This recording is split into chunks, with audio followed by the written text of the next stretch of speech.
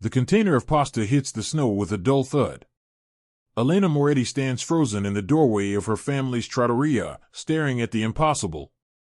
The man she's been feeding for 3 weeks, the one who sleeps in the bookshop doorway and reads Hemingway by streetlight, is on the television mounted above the bar. Same face. Same eyes. But this version wears a $15,000 suit and stands behind a podium with his name blazing in corporate letters, Daniel Cross, CEO, Cross Technologies. Her father Giuseppe shuffles out from the kitchen, dish towel over his shoulder. He glances at the screen, then at his daughter's pale face. The news anchor's voice cuts through the warm smell of garlic and basil. A data breach. Millions of people's information stolen. Financial ruin. Lawsuits. And there he is, the man Elena brought leftover carbonara to last night, declining to comment as reporters swarm him outside a glass tower in the financial district. Elena's phone buzzes. Unknown number. She knows before she answers. His voice comes through, rough and desperate. Please don't watch that. Let me explain. She hangs up. Her hands are shaking so hard she drops the phone. Giuseppe reaches for her, but she's already pushing through the back door into the alley, gasping in the February cold like she's drowning. 3 weeks ago she thought she was helping someone. Now she doesn't know what she was doing. The memory slams into her. That first night. She'd been locking up after a brutal dinner rush, her law textbook stuffed in her backpack, her exam failure letter folded in her pocket like a knife. The restaurant was bleeding money. Her father's hands shook when he counted the register. She was failing at the one thing that might save them, and the city felt like it was closing in from all sides. Then she saw him. Huddled in the bookshop doorway, reading a battered paperback under the streetlight's orange glow. Not asking for anything. Not performing homelessness like some of the regulars who worked the market. Just existing in a way that looked like he was trying to disappear. She'd walked past. Stopped. Turned back. The container of leftover penne arrabbiata was going in the trash anyway. That's what she told herself. But when she set it down beside him and he looked up, something in his face caught her. Gratitude, yes. But also surprise. Like kindness was a language he'd forgotten. You didn't have to, he'd said. His voice was educated. Careful. Nothing like what she expected. I know, she'd replied.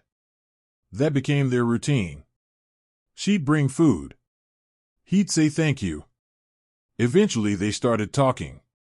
He never asked for money. Never told her his name. She called him book guy in her head.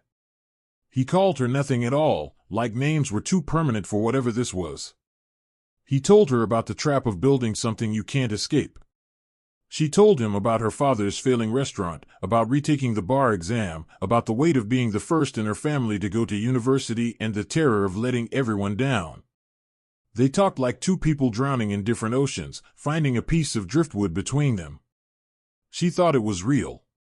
Now, standing in the alley behind the trattoria with snow melting into her shoes, Elena realizes she was a charity case to a bored billionaire. A project. A way for him to feel human while his company destroyed lives. Her phone rings again. Same unknown number. This time she answers. Was any of it real? Her voice cracks on the last word. Silence. Then, all of it. Elena, please.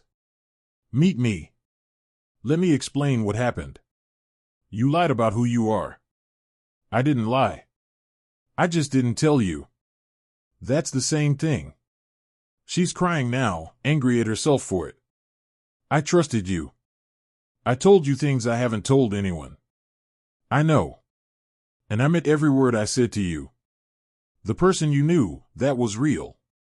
That was the only real thing in my life. She wants to believe him. That's what makes her furious. Even now, knowing what he is, part of her wants to defend him. She spent 3 weeks seeing him as vulnerable, as someone who needed her, and that story is carved too deep to erase in one news broadcast. Don't contact me again, she says, and ends the call. I thought I did. Men like that. Giuseppe shakes his head. They play games. They think the world is a game. But that's not what haunts Elena as she helps her father prep for the next day's service, her hands moving through familiar motions while her mind races. What haunts her is the look on Daniel's face in that doorway. The way he'd close his eyes when the wind picked up, like he was grateful for the punishment of the cold. The way he'd said, "Sometimes the life you build isn't the one you can live with." She thought he was being philosophical. Now she wonders if it was a confession. Her phone buzzes with a text from an unknown number. Just an address. No explanation. She stares at it until her father asks if she's all right, and she lies and says yes. The penthouse is everything Elena expected and nothing she was prepared for. Floor-to-ceiling windows overlooking Lake Ontario, furniture that costs more than her tuition, art on the walls that belongs in museums. Daniel stands in the center of it all looking like he doesn't belong there either. He's shaved the beard. Cut his hair. But his eyes are the same. Tired. Haunted. "Thank you for coming," he says.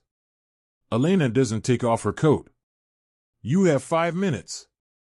He nods. Deserves that. He moves to the windows and she follows because she hates that she still wants to hear him. The city spreads below them, millions of lights in the darkness, and she thinks about how different the view is from down there. 6 months ago my company's security failed, Daniel begins. His voice is flat, factual, like he's reading a report. A breach. Personal data from 8 million users stolen. Bank accounts. Social security numbers. Medical records. Everything. People lost their savings. Their identities. One woman in Edmonton lost her house because someone took out loans in her name. A man in Halifax killed himself because his HIV status was leaked and his employer found out. Elena's stomach turns. She knew the headlines. But hearing it from him makes it real in a way that news clips don't. My team wanted to minimize it. Control the narrative. Offer settlements with NDAs attached. Make it go away quietly. He turns to face her. I signed off on all of it. Because that's what you do when you've built something. You protect it. Even when it's wrong. So you ran away, Elena says. The accusation lands hard. Yes. No defense. No excuse. I couldn't look at myself. Couldn't sleep in this place knowing what I'd done. So I left. Walked out of a board meeting and kept walking. And found my restaurant. Found me. The pieces are assembling into a picture she doesn't want to see. Was I part of the redemption tour? Billionaire helps poor immigrant's daughter feel better about himself? No. The word comes fast, almost desperate. You were the first person in years who saw me as just a person. Not a brand. Not a success story. Just someone who needed help. Do you know how rare that is? Do you know how insulting this is? Elena's voice rises. You had everything. Money. Power. Options. And you chose to play dress up as a homeless person while real people, people your company hurt, are actually suffering. You made me complicit in your guilt therapy. Daniel flinches like she's hit him. Good. She wants him to hurt. You're right, he says quietly. I was selfish. I was drowning and I grabbed onto you without thinking about what that meant. But Elena, everything I told you was true. The person I was with you, that's who I want to be. Then be him. She moves toward the door. You don't need me for that. Wait. He crosses the space between them. There's something else you need to know. The elevator dings before he can continue. The doors open and a woman steps out. Tall, blonde, wearing a coat that probably costs more than Elena's car. She stops when she sees Elena, and her smile is a weapon. Daniel. You didn't mention you had company. The woman's eyes scan Elena from her thrift store coat to her scuffed boots. How charming. Victoria. This isn't a good time. Clearly. Victoria moves into the space like she owns it. Maybe she does. Victoria Cross. Business partner. I handle the actual running of the company while Daniel has his crisis of conscience. Elena looks between them. Cross? You're related? God, no. Victoria laughs. It's not a kind sound. Though we were engaged once. Before Daniel decided that success was morally complicated. She pours herself a drink from the bar. Let me guess. Another one of his charity projects? Does she know about the others, Daniel? The single mother in Vancouver you sent money to? The veteran in Montreal whose rent you paid? Elena's blood runs cold. What? Oh, he didn't tell you?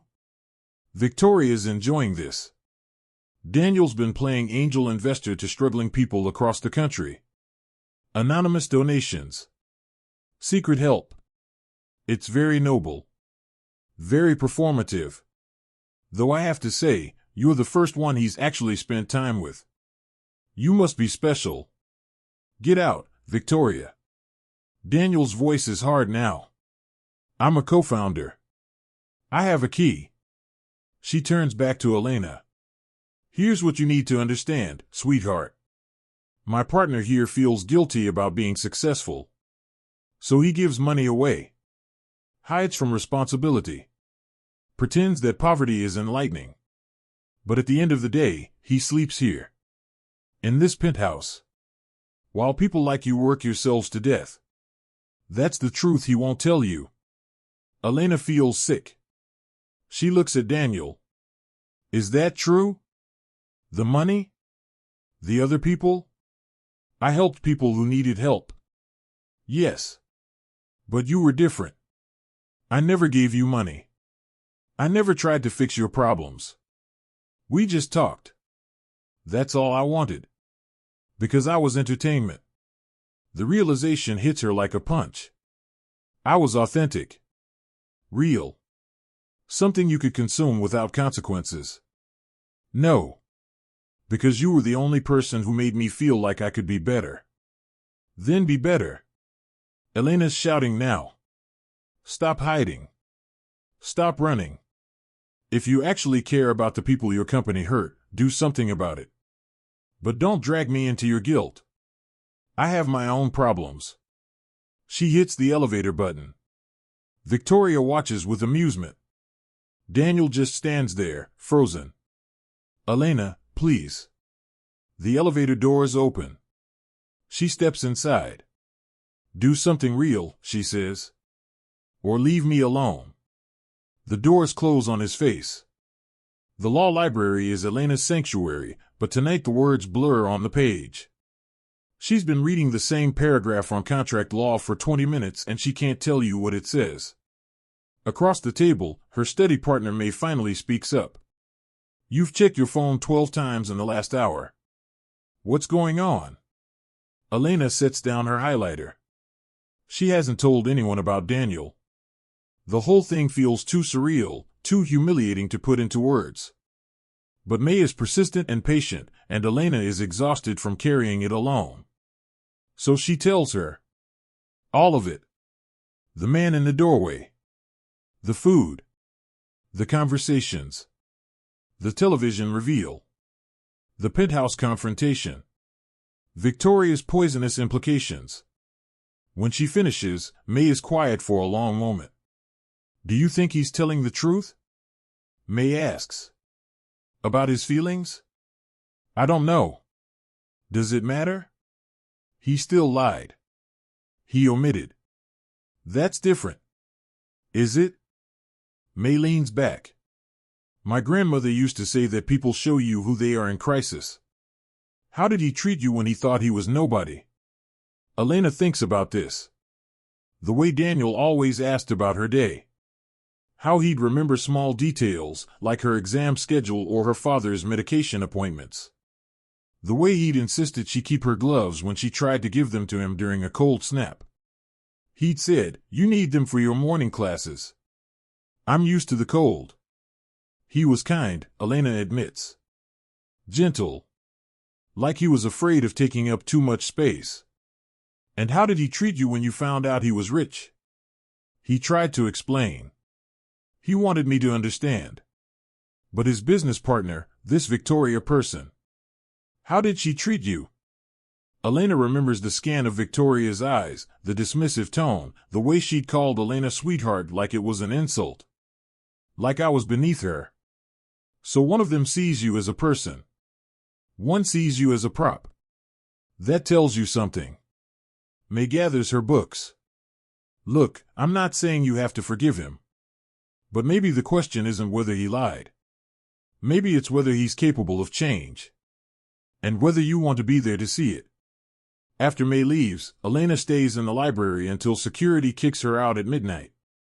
She walks home through snow that's turned to slush, past the bookshop doorway where she first saw Daniel. Someone else is sleeping there now. Different person. Same desperation. She thinks about Victoria's words. The other people Daniel helped. Was it manipulation? Or was he actually trying to make amends the only way he knew how? And does the motivation matter if people were helped? Her phone buzzes. Not Daniel this time. A news alert. She almost ignores it. Then she sees the headline. Cross Technology's CEO calls emergency press conference. Her heart starts racing before she can stop it. She clicks the link. The conference is scheduled for tomorrow morning. No other details. Just speculation from tech reporters about damage control, potential lawsuits, corporate restructuring. She tells herself it's not about her. Whatever Daniel does or doesn't do, it's his choice. His company. His mess to clean up or run from. She's not part of this story. But she can't sleep that night. She lies in her childhood bedroom, staring at the ceiling, listening to her father snore in the next room. The restaurant is dying. She failed her exam. Her mother's been gone for 3 years, and sometimes Elena still reaches for the phone to call her. Life is hard enough without adding a morally complicated billionaire to the mix. Yet she remembers something Daniel said that first week. They'd been talking about her exam failure, and she'd said she was thinking of giving up, getting a full-time job at the restaurant, forgetting the whole lawyer dream. He'd looked at her with such intensity. Don't quit something hard because it's hard, he'd said. Quit it if it's not who you are. But if it is who you are, then the difficulty is just the price of admission. At the time she thought he was talking about her. Now she wonders if he was talking about himself. Morning comes too fast. Elena drags herself through her shift at the trattoria, serving breakfast to the market regulars, avoiding her father's concerned looks. The press conference is at 10. She tells herself she won't watch. She's got too much to do. Inventory. Prep work. Studying. At 9:55 she's standing in front of the television above the bar, remote in hand. Giuseppe comes out of the kitchen. Sees the screen. Sees his daughter's face. He doesn't say anything. Just stands beside her as the broadcast begins. Daniel looks terrible. Dark circles under his eyes. His suit is expensive, but he wears it like armor he doesn't want. The room is packed with reporters, cameras, lawyers. Victoria sits in the front row, her expression unreadable. 6 months ago, Daniel begins, and Elena's breath catches. Cross Technologies experienced a data breach that affected 8 million users. Today I'm here to tell you the complete truth about what happened, who knew what, and what we're going to do about it. For the next 20 minutes, he dismantles his own company. He names names. Shows emails. Reveals the cover-up, the settlements designed to silence victims, the board's decision to prioritize stock prices over accountability. He admits his own complicity. Doesn't soften it. Doesn't excuse it. Then he announces the consequences. He's liquidating his personal assets. Creating a victim compensation fund. Stepping down as CEO. Surrendering his shares. He's done. The room erupts. Reporters shouting questions. Cameras flashing. Victoria storms out. Daniel just stands there, steady, like he's finally found solid ground. I can't undo what I did, he says into the chaos. But I can stop pretending it didn't happen. I can stop hiding from the cost of my choices. That's all any of us can do. Elena watches the screen go dark as the broadcast cuts to stunned analysts trying to process what just happened. Her father crosses himself. Madonna, he whispers. He just destroyed everything. No, Elena says softly. He just stopped destroying himself. She's out the door before Giuseppe can respond, running through the market's crowded morning streets, dodging delivery trucks and vendor carts. She doesn't know where she's going until she's there. The bookshop doorway. Empty now except for a discarded blanket and a paperback with a broken spine. She sits down on the cold concrete. Waits. He finds her an hour later. Still in the suit from the press conference, but his tie is gone and he looks hollowed out. He stops when he sees her, like he can't believe she's real. I watched, Elena says. Daniel sits beside her, careful to leave space between them. I don't expect anything from you. I just needed you to know I heard what you said. About doing something real? About all of it. You were right. I was hiding. From responsibility. From consequences. From the fact that I built something that hurt people and I didn't want to face what that made me. He stares at his hands. I thought disappearing would fix me. But you can't run from yourself. You just take the guilt with you. So what happens now? Now I spend the next decade probably in court. Testifying. Making amends however I can. Living with what I did. He finally looks at her. I'll understand if you don't want any part of that. Elena thinks about the man she met in this doorway. The one who read Hemingway and shared her leftover pasta and listened like her words mattered. Then she thinks about the man on television this morning, dismantling his empire because it was the right thing to do even though it cost him everything. The night we met, she says, you told me that sometimes the life you build isn't the one you can live with. I didn't understand what you meant. And now? Now I think you were talking about integrity. About the distance between who we are and who we pretend to be. You built a company. An image. A version of yourself that worked in boardrooms. But you couldn't live in that skin anymore. No, Daniel agrees. I couldn't. So you came here. To this doorway. And you read books and you talked to me like a real person because you were trying to remember how to be one. He's quiet for a moment. When he speaks, his voice is rough. You made me remember that kindness exists. That not everything is a transaction. I know that doesn't excuse the lying. It wasn't lying, Elena interrupts. It was becoming. You were becoming someone different. I just didn't know I was watching it happen. Does that mean you forgive me? She considers this. Thinks about her mother, who used to say that forgiveness isn't about the other person. It's about refusing to carry their mistakes like they're yours. Thinks about her father, who stayed in a failing restaurant because loyalty mattered more than profit. Thinks about herself, retaking an exam she failed because giving up felt like betraying who she wanted to be. I don't know yet, she says honestly. But I'm willing to find out. Daniel exhales like he's been holding his breath for weeks. Maybe he has. That's more than I deserve. Probably. She almost smiles. But the question isn't what you deserve. It's what you do with a second chance. They sit in the doorway as the market wakes up around them. Vendors calling out prices. The smell of fresh bread and coffee. Streetcars rattling past. The city moving forward because that's what cities do. They don't stop for anyone's crisis or redemption. They just keep going, and you either keep up or you don't. Elena's phone buzzes. Her father, probably wondering where she went. She should get back. The lunch prep won't do itself. But she doesn't move yet.